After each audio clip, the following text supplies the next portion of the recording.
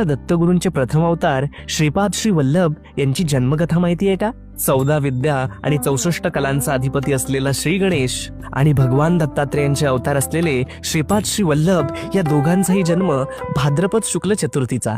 कथा अशी की आंध्र प्रदेश येथील पिठापुरम या गावी आपण राजा व सुमती हे दाम्पत्य राहत होते. एक दिवस अमावस्येच्या दिवशी त्यांच्या घरी श्राद्ध होते. दुपारच्या वेळी एक अतिथी घरासमोर येऊन भिक्षा मागू लागला. त्यावेळी सुमती एकटीच घरात होती. माते भिक्षा वाढ हा आवाज ऐकून ती बाहेर आली. वास्तविक श्राद्धाच्या दिवशी ब्राह्मण जेवून गेल्याशिवाय जेवण वाढता येत नाही अशा पूर्वीच्या रूढी. परंतु अतिथी भिक्षिकराचे तेजपुंज रूप पाहून सुमती सर्व काही विसरून गेली व तिने भिक्षा घातली. तो अतिथी साक्षात दत्तगुरु होते. ते प्रसन्न होऊन म्हणाले, माते वर माग.